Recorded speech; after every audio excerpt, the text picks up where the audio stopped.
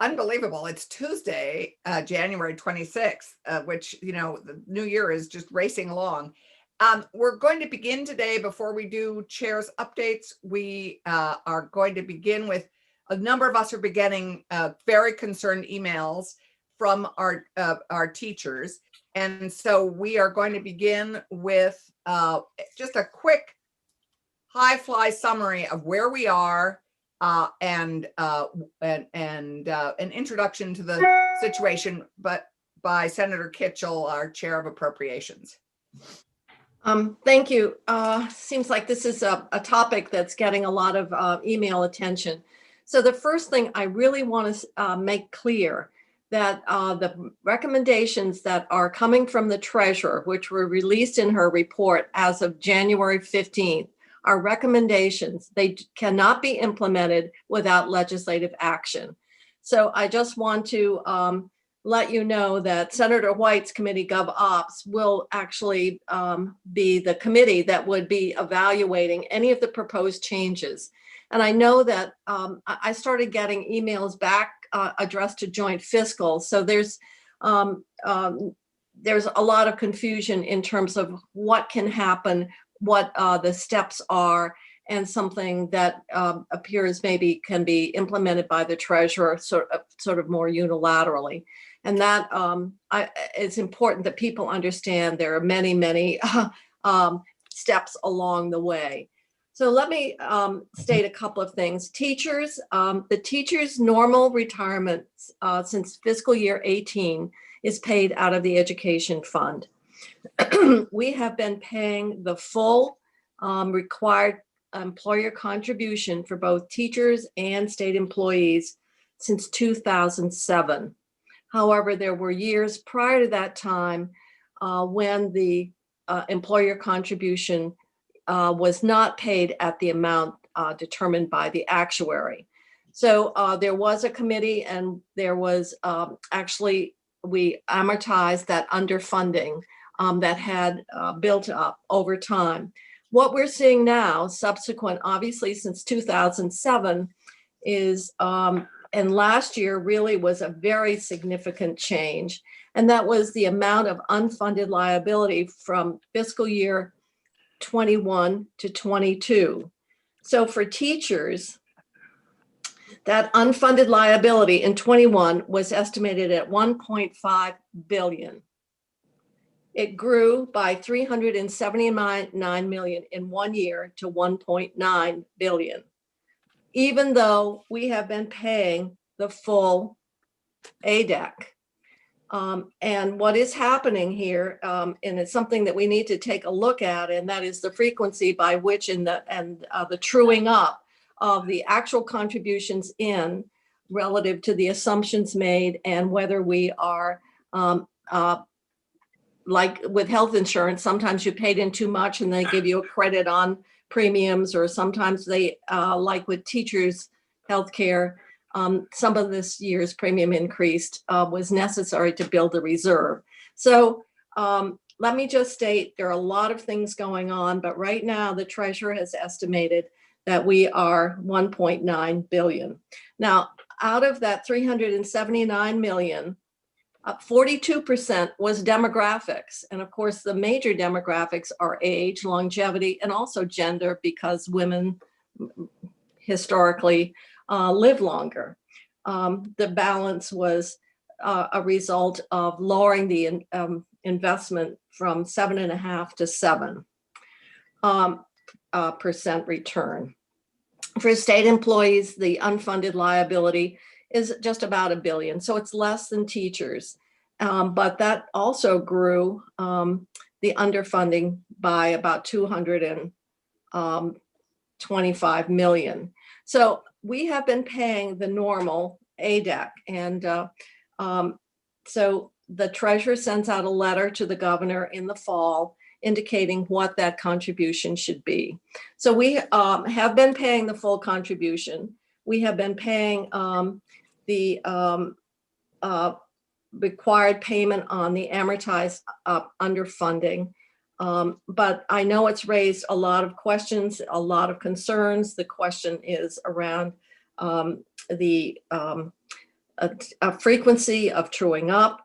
And so I just want to make it clear that what we have before us are recommendations that the treasurer, and her report is online, but her recommendations are to continue a defined benefit system, that current retirees should be protected. We should continue to make the ADEC contribution, which we have been doing, but obviously we need to take a look at that, why it was so far off in terms of not only return on investment, but also in terms of the demographics.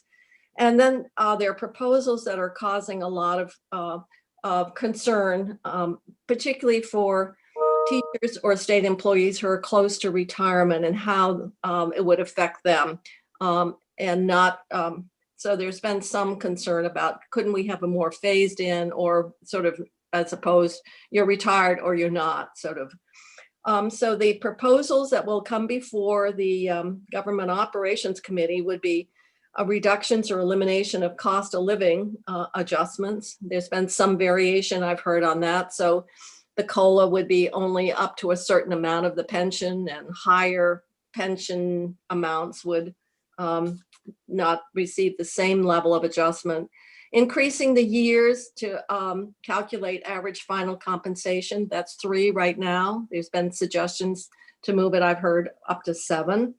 And expanding the rule of 87 and 89, which is a formula that combines years of service and age.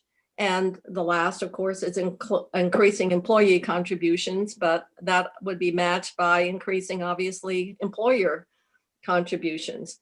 The treasurer is also recommending, and which we have done in the past, if we have some one-time money, using that one-time money to help pay down that unfunded liability. And it's very helpful because it avoids a lot of interest costs in outer years. So it'll be interesting to see if the governor's budget that he's going to be proposing will use propose using some of this one-time funding that's available as a result of the revenue increase that has just been approved by the e-board last week. It's the other thing that compounded the teachers was that the legislature, and I don't remember the year, added retirement health benefits, but they never funded the benefit. They funded it out of the corpus of the pension retirement fund, which added even greater pressure when you're adding another spending demand, and not accommodating it. So that was a compounding factor as it relates to teachers that didn't carry over. It didn't apply to state employees. So that's sort of where we are. And it's raising a lot of questions that people have around our pension system, the design of the system, the benefit structure, what is the cost, the cost that needs to come with it, and ultimately what changes would be acceptable. Some of the emails, people are saying this doesn't seem unreasonable. Other people would, have asked, can you do more of a slope that would help us closer to retirement? And all of that will have to be sorted out by our Government Operations Committee. But I will tell you that the last year, just to give you some idea, that the general fund expenditure for retirement was over $200 million. So it's not an inconsequential impact on the budget, particularly as it relates to additional general fund available. And the only other thing which I had mentioned the other night is with the teacher's retirement, it is moved to the ed fund. But what we have never specifically addressed is if, in fact, from the ADAC paid in 18, 19, 20, and 21 was too little, how to quantify that underfunding. And right now it's all defaulting to the general fund, not to the education fund. And just to put that in perspective, and people will say, well, why doesn't the general fund? It's easy. Let's general fund pick it up. But this year, this fiscal year, the revenues into the education fund actually exceed the revenues into the general fund, just to put that in some perspective. So there are a number of anomalies, like why would teachers' retirement ADEC have been 11 million in FY13 and only 7 this fiscal year? I mean, so we have a lot of work to do to better understand the design, but the fiscal implications are very significant, both in terms of how this underfunding is still accruing, even though full payments are being made as it relates to the budget. But the takeaway is we have been fully funding since 2007. We have been paying the amortized underfunding for the teachers' retirement that accrued prior to that full funding.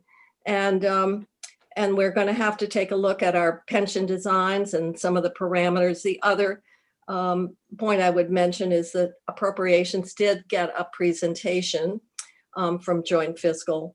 And so we want to also understand how do our pensions look like compared to our neighbors?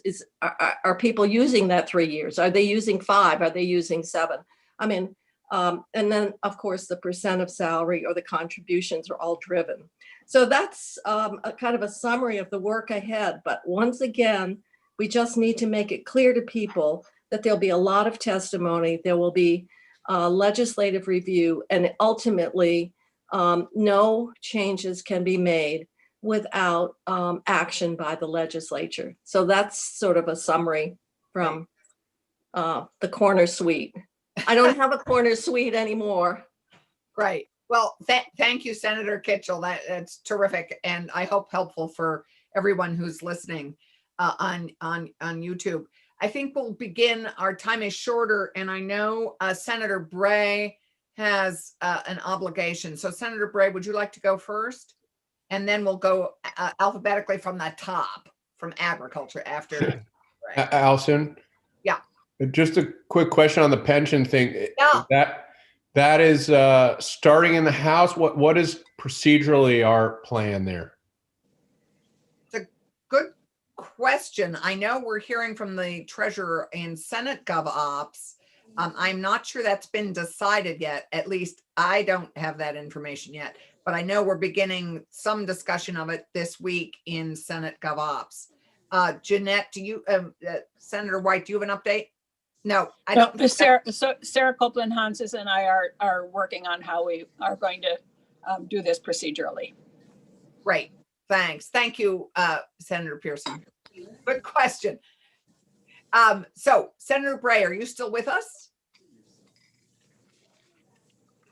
He may not be. So, without Senator Bray at the moment, let's go to Senator Starr. Do I see Senator Starr? No Starr. Okay.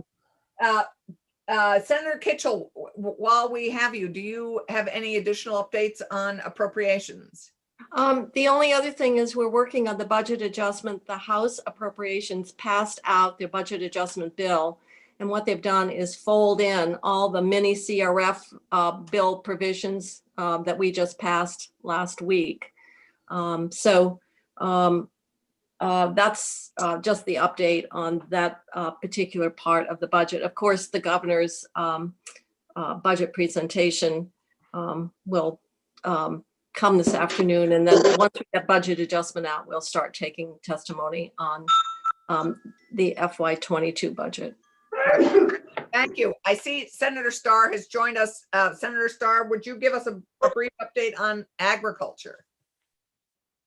Yeah, we had an interesting meeting this morning with a group of watershed, the Franklin County watershed people, and Heather Darby from up in Franklin County. The work they're doing on soil health and phosphorus removal and all that was very interesting.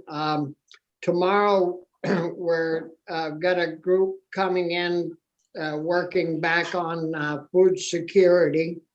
And we also are going to hear from the Working Lands Enterprise Initiative and how that's going. And Thursday morning, we've got Commissioner Pishak coming in. They did a 44-page study in regards to milk pricing regulations, and if there's anything out there that we might be able to work on eventually to help increase farm pricing or dairy farm pricing. So we're moving forward. Food security is still our big issue that we're going to be trying to get done first and foremost. Right. Just quick report. Thank you very much. Terrific. Economic Development, Senator Sirotkin. Thank you, Senator Clarkson. We spent the morning educating the committee on the nuances and details of the UI system as we prepare for some of the administration's proposals that will affect the potential solvency of the fund. So we're going to be dealing with that. Tomorrow, we're doing a roundtable discussion with most of the housing leaders in the state of Vermont to try and get a head start on the $200 million and more that will be coming to the state of Vermont, which is at this point presently restricted to rent payments. But we want to see if we can think outside the box of how to use that money. And we don't want to be left in the position where we're reacting quite quickly to administration proposals. We want to have the fullest input we can on that. We're also hearing on the economic recovery grants. The administration has been trying through the Budget Adjustment Act. I don't know what the House did, but to try and get $10 million in for more economic recovery grants for businesses that started up after February of 2020 and have been left out of grants so far. I think we're trying to wait and see what else is available in the two stimulus packages from Washington before we make any decisions on giving more money in that regard. So housing, economic recovery, and UI is going to occupy most of our time for the next several weeks. Yep, great. Thank you. And I think then we'll go to education to Senator Campion. Thank you, Senator Clarkson. I appreciate it. Education will be watching carefully this afternoon's budget address. Like everyone else, we do anticipate some education proposals in that budget address. Following the address, we are going to meet with Secretary French and our Ledge Council to go through those. I believe our House counterparts are going to be joining us in that discussion. Additionally, let's see, we are going through a long list of bills having to do with a number of different topics. Again, trying to prioritize as much as possible what is happening in our schools, and that really will make a difference, particularly as it relates to COVID. I've mentioned in past discussions that Jeff Fannin has taken the lead for us in organizing some conversations outside of the building on how best to address students' needs going forward after this academic year. And we are looking forward to hearing from him and his colleagues, I would say, within the next week or so. Last week, we spent, just one final thing, quite a bit of time talking with our state colleges, hearing a bit of information on the subcommittee on the state colleges, hearing their report. I know that this is going to be an all hands on deck, particularly with appropriations, looking at these issues. I don't want to speak for the committee, so I'll just mention, this is, there's a serious situation out there. I think we're all aware of that. These institutions are quite fragile, perhaps the most fragile, save for perhaps CCV. they've been ever. And I have my concerns with regard to how we're going to continue them. I don't see, I've yet to hear how the admissions will really work with these, but I recognize that this is a longer conversation, but just wanted to let colleagues know that it is something that we're going to be continuing to take a careful look at. And I'll leave it there. Right, and one we all care enormously about because it hits on in so many of our other jurisdictions of priorities in other jurisdictions, as you know. Senator Cummings in finance. I am not muted. Good. Finance is doing, our usual catch up. We've heard on the tax expenditure study that gets done every year. So this year, the two areas of tax expenditure that are pulled out was the downtown tax credit. We never got to the second one on Friday because that was such a good conversation. So today we will hear about the clothing and footwear exemption. We are going to be taking a look at the bills that have come in to us. The first one is S12, which is the military retirement pay tax exemption. Then there's Captive Insurance Day, and we will be have the tax commissioner coming in tomorrow to talk to us about any tax proposals in the budget. Thursday, we have the Tax Structure Commission telling us about their recommendations. And then we have issues that came up last week. There's some taxation issues with electric co-ops that are willing to use their poles and their fiber networks for broadband extension. There's a cross subsidy, and if they get taxed, they can't do it cheaper than borrowing in the market. So we're looking at a history of taxing utilities. I somehow doubt that in the beginning we taxed electricity. And then Friday, we are looking at, we know where we strung wires with all the COVID money, but what we don't know right now is how many people actually hooked on. And so we have all the internet providers, the department coming in because everybody's had programs and everybody's programs have had sunsets. And we are trying to get a handle on how many people did we actually hook up? How many have stayed hooked up?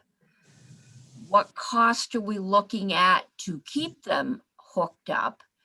And get a handle on that. So that's our exciting week. It's a full week, as it is in Senate government operations. Senator White.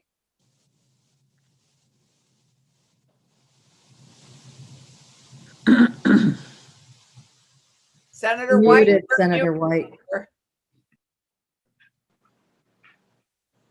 It's okay. Senator Benning is always muting me, so he's not here. I guess I did it to myself. We are looking at the executive order around the Agency of Public Safety. We are also looking at elections, and this might not seem an important issue, but if we want any changes in the elections law, it has to happen this year, which means that we have to have our bill ready by crossover date. So we're aiming for February 19th to get them done. So thanks to those people who did send in suggestions to put on the list. We have a huge list of about 45 issues right now. We're also, as Jane said, we're going to look at retirement. We're also looking at our fragile EMS system. I know that we bailed it out a little bit with CARES money, but it's still a fragile system and we need to make sure we save it, and how to spend CARES money. And then we do not have the bill, but we're going to take some, and I think it'll be really nice testimony from around, excuse me, S42, which is in health and welfare. It's the wellness commission that we actually set up last year, and it didn't go anywhere. And because it's setting up a new commission, we want to lend our support to health and welfare around that. So it's not our bill, but we're going to take some testimony from Commissioner Baker and Beth Novotny. So that's what we're doing this week. Right. Thank you. And Senator Lyons on health and welfare. Terrific. Thank you, Allison. So this week we're diving into some of the many reports that we have received from the administration and others. And the committee members will be going through many of those reports, identifying recommendations that we can put into place during the session. Some of those will relate very much to our emergency pandemic response. And we'll try to fold some of those into the work we're doing next week with House Healthcare on the deadlines for policy changes that we made during the COVID last year. So that we're linking in some of the work this week with what we're doing next week. Tomorrow, which is Wednesday, we'll be hearing about healthcare reform from the healthcare reform director. And we're also taking our initial testimony on S42 that Senator White mentioned. This is a really important bill. It establishes emergency service provider or wellness commission. We all know how devastating this emergency is to folks' mental health, and having this wellness commission in place is going to give some reassurance to our emergency service workers.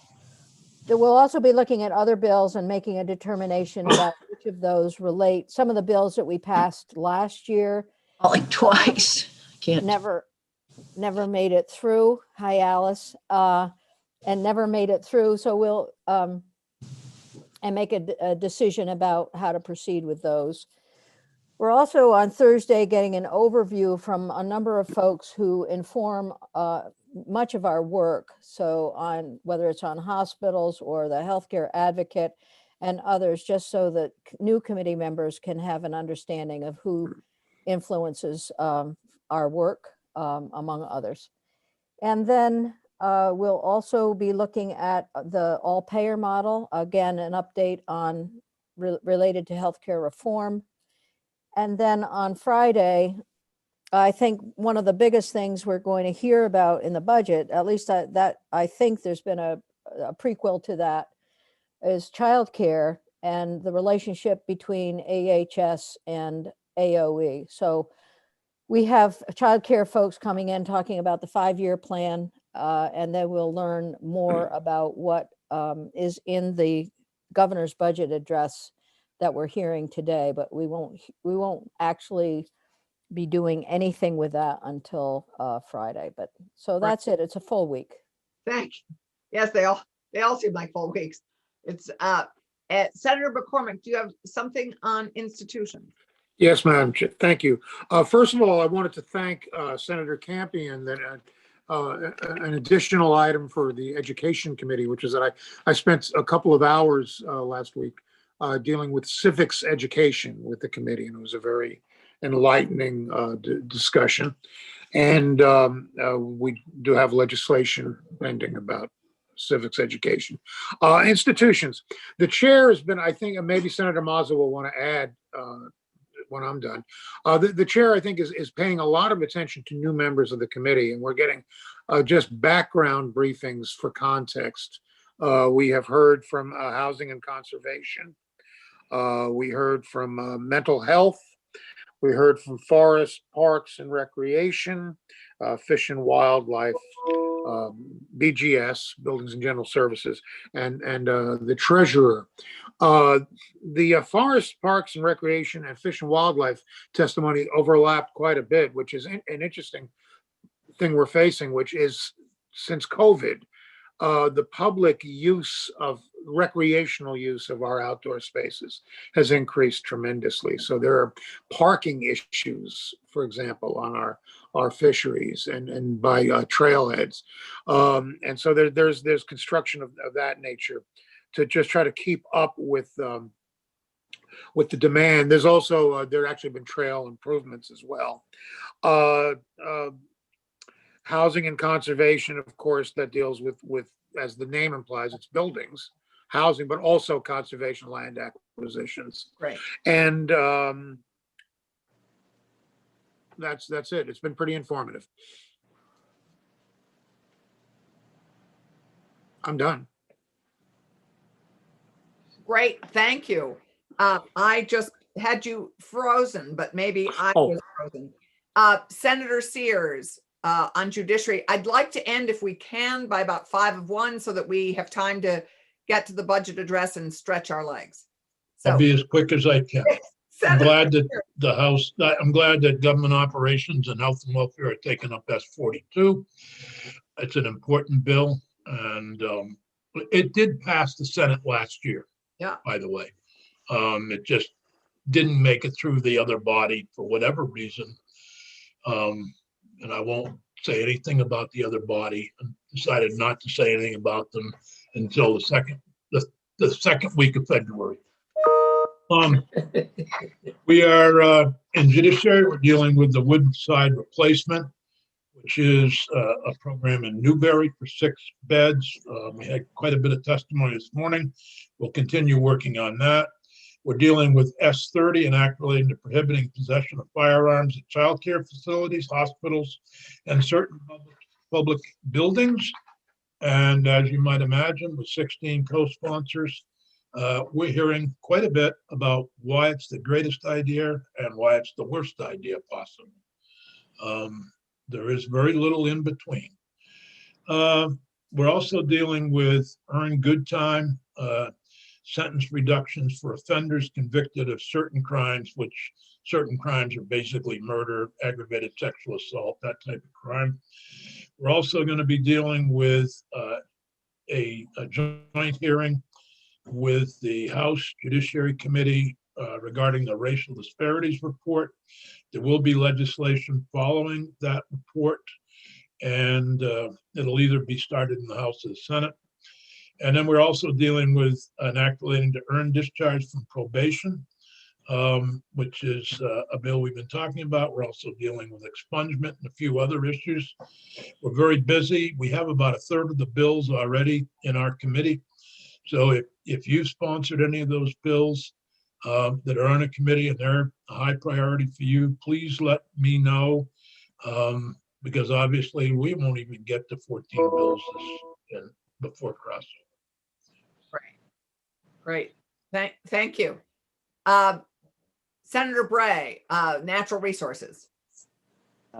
Thank you, Madam Majority Leader. So Senate Natural Resources and Energy continues to work on weatherization.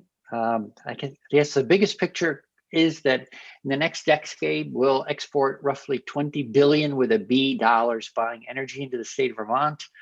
What is a means that we could export less money and keep it in state while also saving people money by burning less fuel, increasing indoor air quality and the health of those places and the comfort of those places, as well as creating an in-state industry that does that weatherization and efficiency work. So